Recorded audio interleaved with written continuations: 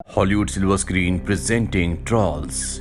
इस कहानी की शुरुआत में नोरा नाम की एक लड़की को दिखाया जाता है जो अपने पिता के साथ माउंटेन क्लाइंबिंग कर रही होती है।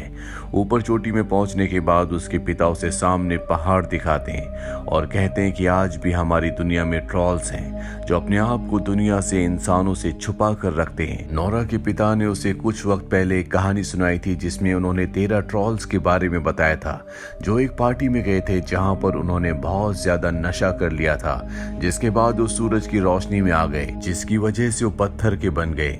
नोरा के पिता नोरा को कहते हैं कि सामने पहाड़ में आज भी ट्रॉल्स हैं। नोरा उनकी बात पर विश्वास नहीं करती और उसके पिता कहते हैं कि तुम्हें अपनी मन की आंखों से देखना चाहिए। और जब वो अपने मन की आंखों से ध्यान लगाती है तो उसे सामने पहाड़ पर हलचल दिखती है जिससे वो घबरा जाती है। दरअसल ट्रॉल्स के बारे में पौराणिक किताबों में लिखा हुआ है जिन पर अब इंसान विश्वास नहीं करते। कई साल बीत जाते हैं और हमें एक टनल दिखाई जाती है जहां पर कुछ वर्कर्स काम कर रहे होते हैं। वो टनल को आगे बढ़ाने के लिए वहां पर एक ब्लास्ट करते हैं जिसके बाद सब के सब अंदर जाते हैं और तभी उनकी तरफ कोई बढ़ता है जिससे सब के सब डर कर वहां से भाग जाते हैं। अब जो मिलिट्री कमांडर होते हैं वो इस पूरे के पूरे मामले को जानना चाहते हैं, इसीलिए वो एक बहुत बड़ी मीटिंग रखते हैं जिसमें नोरा को बुलाया जाता है। नोरा अब बड़ी हो चुकी है, वो एक वैज्ञानिक है जो धरती पर पुराने जीवों की यानी कि जो पहले जीव रहा करते थे उनके बारे में स्टडी करती है। नोरा जब मीटिंग में जाती है तो वहां पर सब के सब आसपास के इलाके की फुटेज देखते हैं जहां पर टनल थी। सबको ऐसा लगता है कि ये सब तूफान की वजह से हुआ था, पर नोरा कहती है कि मुझे यहाँ पर किसी के पैरों के निशान दिख रहे हैं जो हेलीकॉप्टर से शूट करने के बाद दिख रहे होते हैं क्योंकि वो बहुत बड़े होते हैं। नोरा की इस बात पर सब उस पर हंसते हैं। तभी वहां पर एक लड़की आती है और सबको बताती है कि टनल के अंदर से एक और नए वीडियो फुटेज को भेजा गया है। और जब सब उस वीडियो फुटेज को देखते हैं तो हैरान हो जाते हैं क्योंकि उसमें ये एक बहुत बड़े क्रीचर को देखते हैं। वही नदी के पास हमें एक बूढ़े कपल को दिखाया जाता है जो दोनों के दोनों डाइनिंग टेबल पर होते हैं। बाहर उनका डॉग होता है जो जोर जोर से भौंक रहा होता है और अगले पल उनका घर हिलना शुरू हो जाता है। दोनों के दोनों डर जाते हैं, अपनी जान बचाने के लिए नीचे तहखाने में चले जाते हैं। जिसके बाद कुछ पलों के लिए इनके घर पर बहुत तेज हलचल होती है और जब हलचल खत्म हो जाती है तो ये तहखाने का ढक्कन खोलते हैं। ये देखते हैं कि इनका घर किसी ने तोड़ दिया।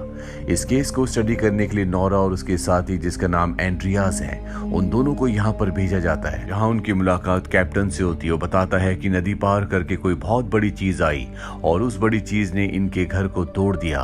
वहाँ पर बहुत बड़े बड़े पैरों के निशान भी होते हैं जो आगे 3 किलोमीटर तक हैं। पर हैरानी की बात ये होती है कि 3 किलोमीटर के बाद वो पैरों के निशान अचानक से गायब हो गए।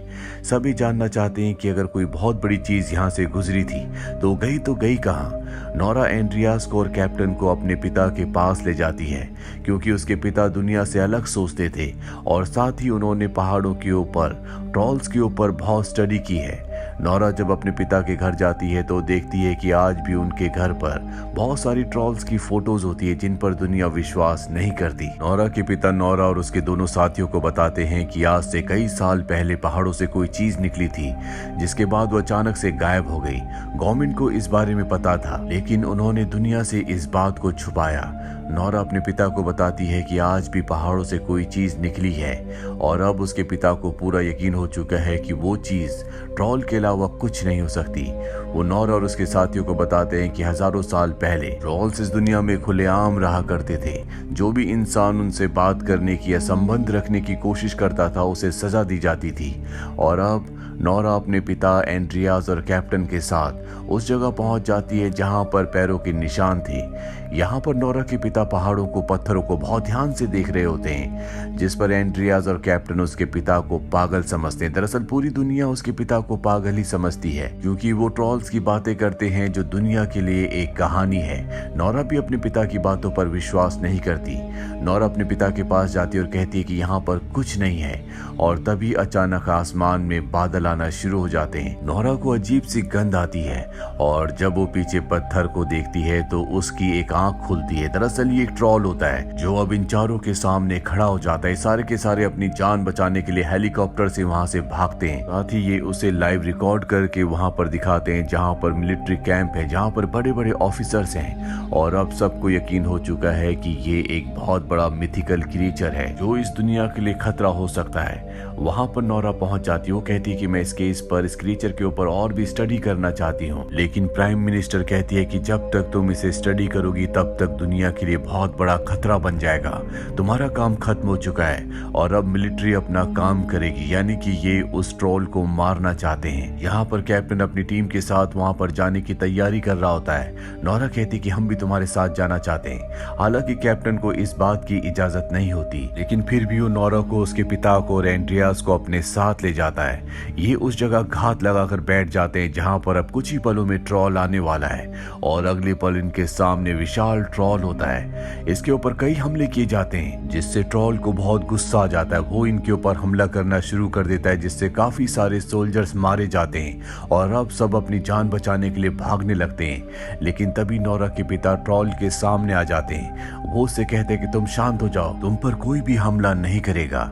ये सुनने के बाद ट्रॉल शांत हो जाता है। दरअसल वो इंसानों की भाषा को समझता है और अब इससे पहले कि नोरा के पिता कुछ और कहते, वहां से कुछ सोल्जर उसके ऊपर एक बार फिर से हमला कर देते हैं जिससे वो उनके टैंक को अपने पैरों के तले कुचल देता है और साथ ही वो नोरा के पिता के ऊपर भी हमला करता है जिससे नोरा के पिता दूर जाकर गिरते हैं। ट्रॉल को देखकर लगता है कि उसकी आंखों में, उसके मन में दुख है। ट्रॉल वहां से चला जाता है। नोरा अपने पिता के पास जाती है। उसके पिता अपनी जिंदगी की आखिरी सांसें ले रहे होते हैं। मरने से पहले वो अपनी बेटी को कहते हैं रॉयल पैलेस और घर। इसके बाद उनकी मृत्यु हो जाती है। नोरा अपने पिता की मृत्यु से टूट जाती है। बचपन में उसकी मॉम की मृत्यु हो गई थी और अब उसका इस दुनिया में कोई भी नहीं है। उसके पिता के पास बहुत सारे नोट्स होते हैं जो कि ट्रॉल्स के ऊपर होते हैं और जब नोरा उन्हें स्टडी करती है तो उसे पता चलता है कि ट्रॉल्स को चर्च की घंटियां बिल्कुल पसंद नहीं थी, इसीलिए वो चर्च के ऊपर पहले हमला किया करते थे। नोरा अब कमांडर से बात करती है और कहती है कि हमें उस ट्रोल के ऊपर बमबारी करने की जरूरत नहीं है। मेरे पास एक दूसरा आइडिया है जिससे हम उसे काबू में कर सकते हैं। नोरा को मौका दे दिया जाता है जिसके बाद वो हेलीकॉप्टर्स पर चर्च की घंटियां लगाती है। तो हेलीकॉप्टर्स ट्रॉल के चारों तरफ घुमाए जाते हैं। घंटियों की आवाज से वो बेकाबू होना शुरू हो जाता है। वो हेलीकॉप्टर्स के ऊपर हमला कर देता है और इस हमले में एक बच्चे की जान जाने वाली होती है। लेकिन हैरानी की बात यह होती है कि ट्रॉल उस बच्चे को बचा लेता है। पूरी दुनिया देखकर हैरान होती है और तभी ट्रॉल उस हेलीकॉप्टर को देखता है जिसके अंदर नोरा होती है।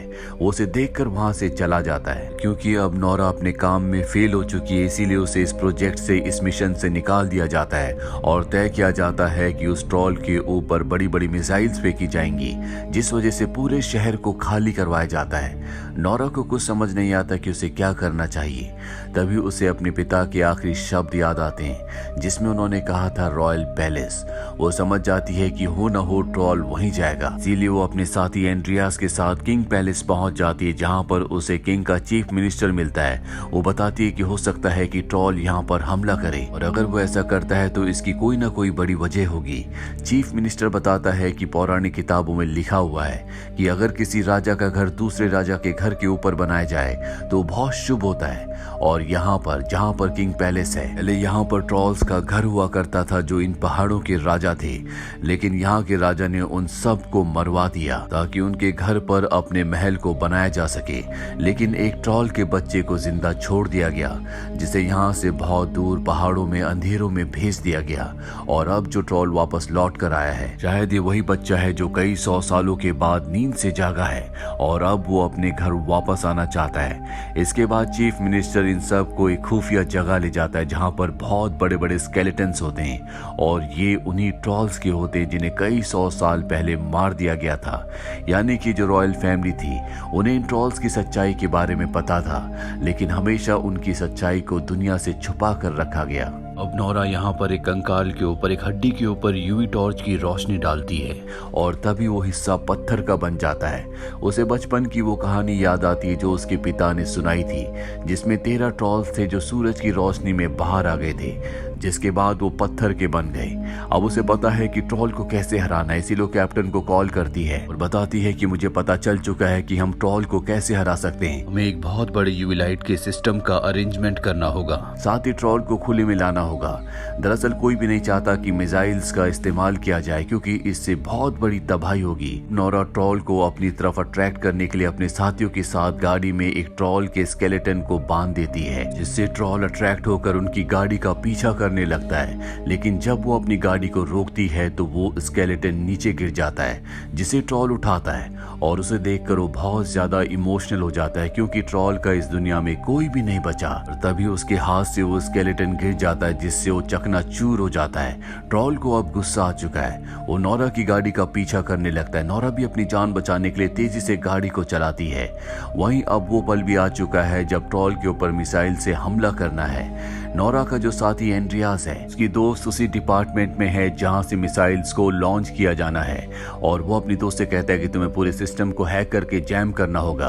उसकी दोस्त वैसे ही करती है और जब मिसाइल्स का बटन दबाया जाता है तो वो एक्टिवेट नहीं होती। वहीं नोरा को दिखाया जाता है जो एंड्रियास के साथ गाड़ी में ट्रॉल से भाग रही होती है, लेकिन अब ये उस जगह पहुंच चुके हैं जहां पर कैप्टन बहुत सारी गाड़ियों में यूवी लाइट मशीन्स के साथ ट्रॉल का इंतजार कर रहा है। ट्रॉल इनकी गाड़ी पर हमला करता है, लेकिन नोरा और एंड्रियास गाड़ी से कूदकर अपनी जान बचा लेते हैं। वहीं मिलिट्री ऑफिसर्स को पता चल जाता है कि यहाँ पर एंड्रियास की दोस्त है जिसने सिस्टम को हैक किया है। वो एक बार फिर से सिस्टम को ऑन करके मिसाइल्स को छोड़ देते हैं, पर जब कमांडर को पता चलता है कि ट्रॉल के आसपास बहुत सारे सोल्जर्स भी हैं तो वो उन्हें एक बार फिर से रोक लेते हैं। वहीं नोरा कैप्टन एंड्रियास और अपने सभी सोल्जर्स के साथ मिलकर उन मशीन से जिनसे यूवी लाइट्स यानी कि अल्ट्रा वायलेट रेजेस निकलती हैं, उन रेस को उसके ऊपर फेंकना शुरू कर देते हैं, जिससे ट्रॉल पत्थर का बनना शुरू हो जाता है। उसे बहुत दर्द हो रहा होता है, दर्द से वो चिल्ला रहा होता है, और तब नोरा को एहसास होता है कि ट्रॉल के साथ जो कुछ हो रहा है वो सब गलत है। जिस कुदरत ने इंसान को बनाया था उसी कुदरत ने इन ट्रॉल्स को बनाया था। ट्रॉल्स को इंसानों ने खत्म कर दिया, जबकि वो इंसानों के लिए कभी खतरा नहीं थे। इसीलिए वो उन मशीन्स को ऑफ कर देती है जिनसे यूवी लाइट्स निकल रही होती है, और खुद ट्रॉल के सामने खड़ी हो जाती है। उससे चिल्ला चिल्ला कर कहती है कि तुम यहाँ से चले जाओ, एक बार फिर से अंधेरों में कहीं गुम हो जाओ, नहीं तो इंसान तुम्हें मार देंगे। ट्रॉल उसकी बात समझ रहा होता है, पर इससे पहले कि वो ऐसा करता, सूरज निकलना शुरू हो जाता है, जिससे उसकी जो रेज होती है, जो अल्ट्रा वायलेट रेज हैं जो कि उनके लिए बहुत ही हानिकारक हैं, वो उस पर पड़ती है।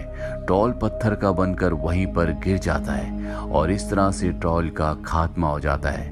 नोरा के पास प्राइम मिनिस्टर आती है और कहती है कि तुम्हारे पिता की जितनी भी कहानियां थी वो सब की सब सच थी, लेकिन यहाँ पर नोरा को और उसके साथी एंड्रियास को ट्रॉल की मौत से बहुत दुख होता है। न कि एंड्रियास हमेशा से गवर्नमेंट के लिए काम करता था, लेकिन अब वो अपनी नौकरी छोड़ देता है क्योंकि उसे एक राइटर बनना था, और वो यहाँ से नोरा के साथ निकल जाता है। वो नोरा से पूछता है क्या इस दुनिया में ऐसे और भी ट्रॉल हो सकते हैं। वो कहती है कि नॉर्वे की पहाड़ियों में हमें ऐसे ट्रॉल मिल सकते हैं, और इसके बाद ये दोनों के दोनों नॉर्वे की पहाड़ियों की तरफ निकल पड़ते हैं। इसी के साथ ये फिल्म, ये कहानी जिसका नाम ट्रॉल्स है, यहीं पर खत्म हो जाती है। उम्मीद करते हैं कि ये कहानी आपको पसंद आई होगी।